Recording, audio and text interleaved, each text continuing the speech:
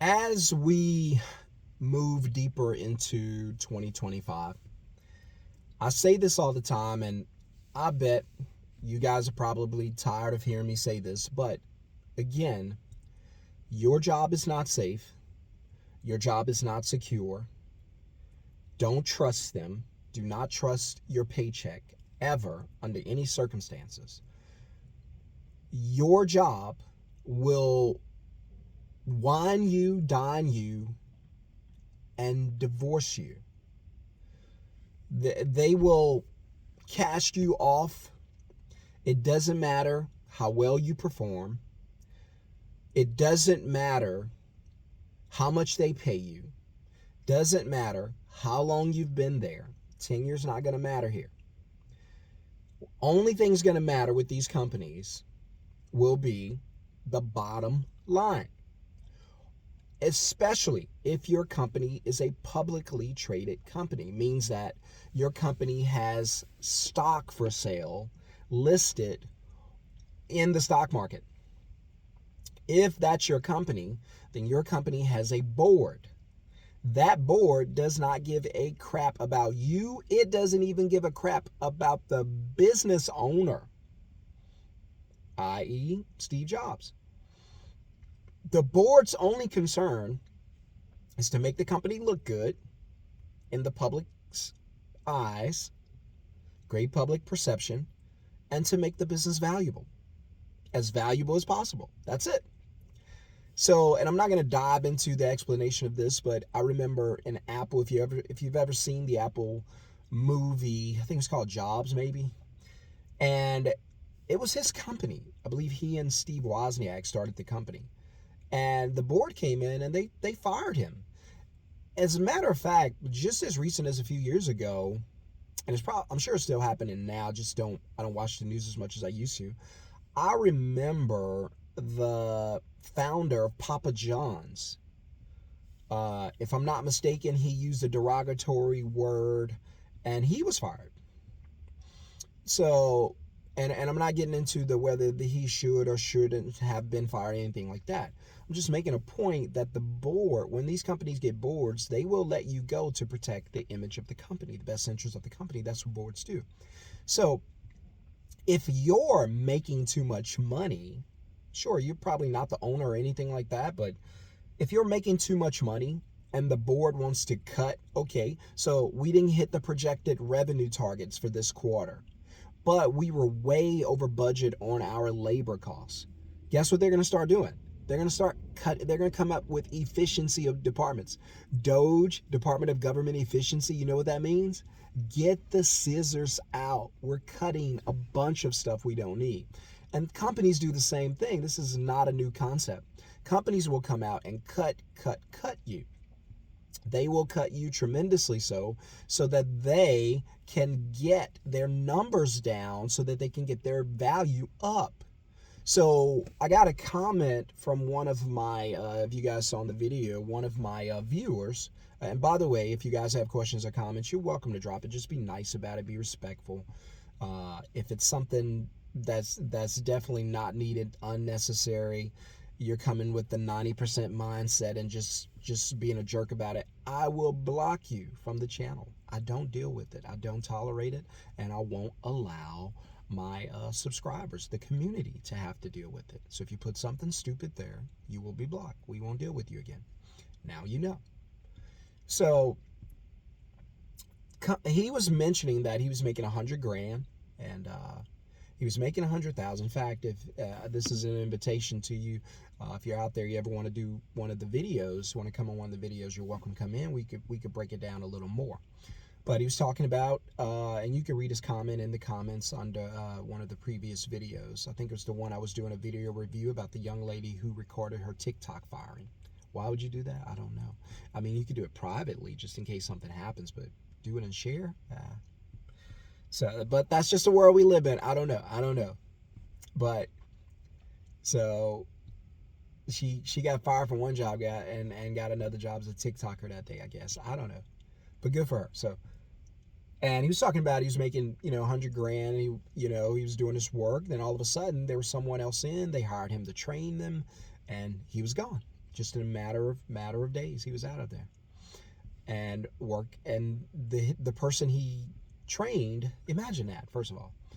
I'm doing my job, I'm killing it, I'm making good money. You bring someone else in to replace me, and then you ask me to train them? That's the insult of all insults. Now, not only did my girl go and find another man, I introduced them. You had me to introduce them. And now I'm sitting here heartbroken because my girl's gone. I told you, these jobs are not faithful. The great philosopher Chris Brown said, these jobs ain't loyal. Yes, he did, or something like that. These jobs are not loyal. I always say this, when companies are small, it's about names. Yes, they know you. They love you. They care about you. They know Lil Johnny. They know Lil Susie. They know birthdays. They know the wife. They know the husband. They know the dog's name. They know the wife. They know the husband. They know the dog's name. But as soon as the company blows up and gets big, it's about numbers, no longer about names. Hey, John, we love you, but you're not producing. Hey, John, we love you, but we're paying you too much, buddy. You got to take a pay cut. I've done that. I've been asked to take pay cuts plenty of times. So imagine taking a pay cut when you're only making a few dollars an hour anyway. So I've been through that. It ain't fun. It ain't pretty. And he was pushed out of his position and now having to rediscover how to integrate himself back into the work system and how to be compensated. So a couple things we learned. Number one, these jobs are not loyal. Number two, they will allow you to train your replacement, which is savage. Number three, even if you lose your job, you got experience and you are a good worker, there's no guarantee that you'll get a job that fairly compensates you. And I keep telling you guys that. I don't know why y'all don't listen.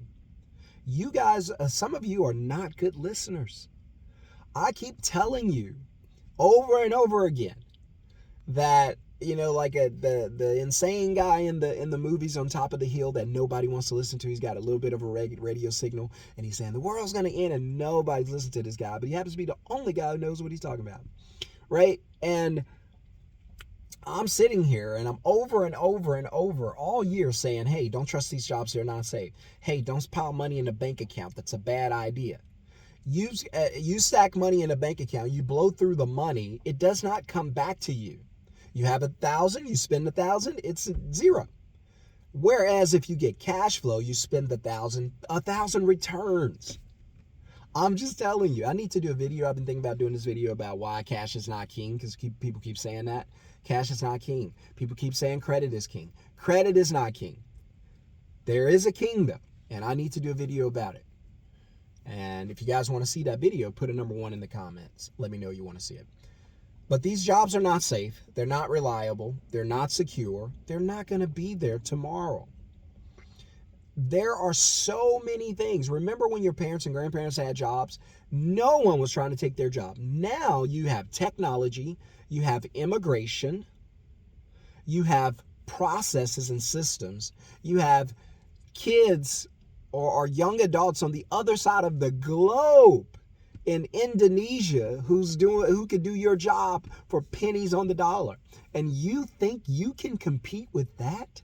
When I'm telling you the business is not about names, it's about numbers. If the numbers don't line up and that person in Indonesia can do your job for a fraction of what they pay you, guess what happens to you next? Exactly. You get fired out the door. Out the door. And you got to understand that. And that's why I keep telling you that it's so important. And I never tell you to quit your job. I never tell you that. Even when you start a business as a side hustle that you grow into a business, I never tell you to quit your job then. Always keep your job if it's your primary source of income. Keep it as long as you can. But in the meantime, you go to work 9 to 5. In the 5 to 9, you should be working on your side hustle, growing that thing. If it takes 6 months, if it takes a year, does not matter. Have something that you're consistently working on. And when time goes by and something happens and, God forbid you lose your job, then because it's not always going to be your fault. There are budget cuts, there are department closures, there are mergers. They could sell the company. There's a bunch of things they can do to get rid of you. They can close the company. The owner could wake up and be like, that's it, I'm done. I don't want to do this no more. And I don't want to sell it. We're done. All of this can happen. There are so many ways you can get fired. And you'll probably hear some stories, see some testimonies in the comments for this video. And I'm okay with that, guys. Share it because it helps. Well, I share my story of being homeless, not because I enjoy being homeless. I hated it. I share my story of buying a house and my wife and I paycheck to paycheck trying to pay for a 30-year mortgage. I share that because I hated it. So I share the information with you so you don't make the same mistakes that I made. Now, you might go off and do that. You might want to be homeless. I don't encourage it. You might want to buy a house with your paycheck. I don't encourage it. I just like to give you some new information so that you can evaluate it properly and say, all right, I see the future. If I buy a house with a paycheck, according to what Shon-Jhon is telling me, it's a 30-year mortgage and I need a paycheck for that. So I need a job for 30 years, which means I have to sell my life for 30 years. Is that a good idea? And see, because you saw this video, you're going to think like that and ask yourself these questions now. And I always tell people, listen, there's nothing wrong with buying houses, because people get in my comments and they go, oh, this guy's against buying houses, but he bought a house. No. I'm not against buying houses. That's Grant Cardone. I'm not a proponent of always buying a house. That's Dave Ramsey. I'm the guy who's in the middle who says, look, it doesn't matter if you buy or don't buy. But here's the deal. If you decide to buy a house, the most important question you should ask yourself is not how much does this house cost, not if I can't afford it, not what are the interest rates, the mortgage rates on the loan, none of that. Where's this house located? None of that. The very first question you should ask yourself before you buy a house is, how am I going to pay for this? And if your answer is paycheck, do not buy. Don't sign the dotted line. Don't sign away your life. Do not buy.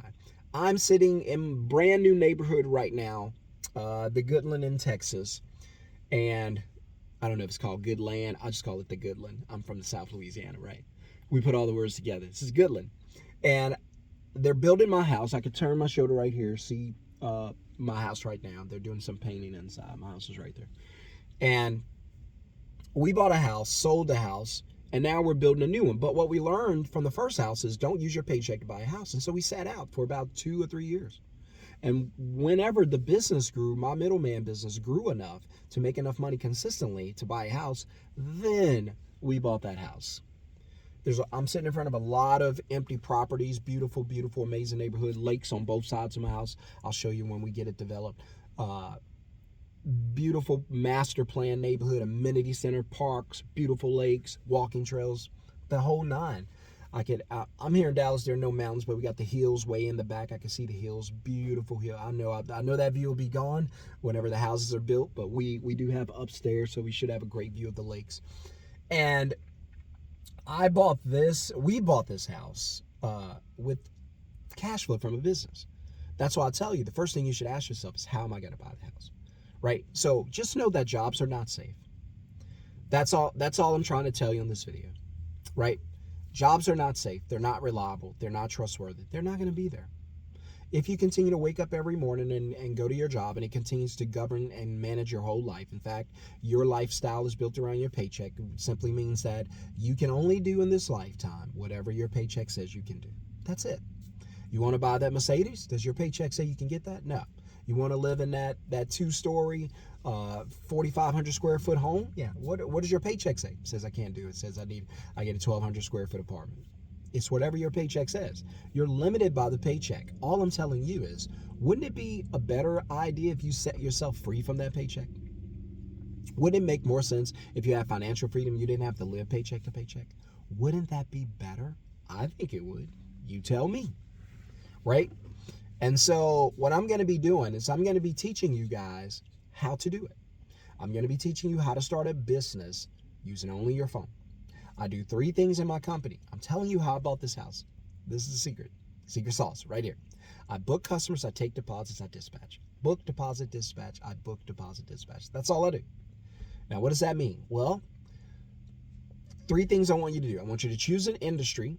You're going to choose an industry you can get into. If you need help with an industry, You can comment list in the comments, and I'll give you a list of my top 25 middleman industries that you can get into and start your own middleman business. Whether it's moving, I'm in the moving industry.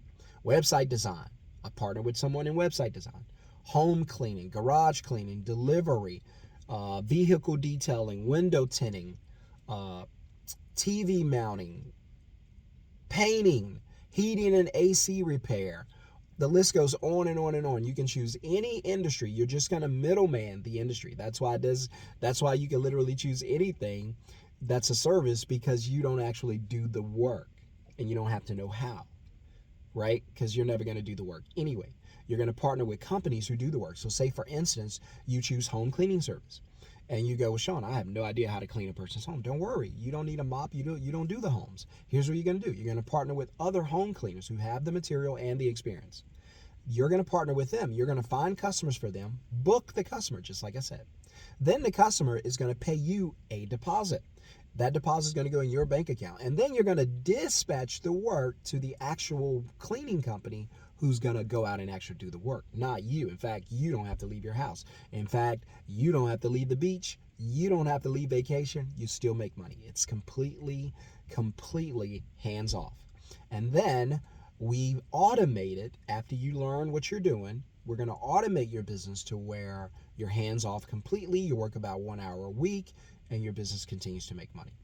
On average, you should be making about $150 per customer. If you do that only one time a day, that's still $4,500 a month, $50,000 a year added to your income. Doing what? Booking one customer a day. Takes 5 minutes. That's it. That's it. So if you want to learn how to book, deposit, and dispatch your way to financial freedom, put the word middleman in the comments below, or click the link in the video description below so that you could get into the training and learn how to use your phone to get paid. Because these jobs are not safe, these jobs are not reliable, and you cannot trust your paycheck to be your only source of income and to take care of you. It's too risky. I'm keeping it real. It's too risky. If you guys want to share your stories of how you lost your jobs, just to prove to the listeners that these jobs are not safe, you're welcome to drop it down in the comment section. If you have not hit subscribe or thumbs up, please consider doing so. If you get any value from any of my videos, please subscribe, please thumbs up. Please share the videos with anybody else who you think could use this information. Guys, time is running out. We're not going to be in this world forever. Why not start enjoying your life right now? And that starts with financial freedom. But it will not come from a job. It will not come from a paycheck. Put the word middleman in the comments below. I'll see you on the next video, guys. Peace.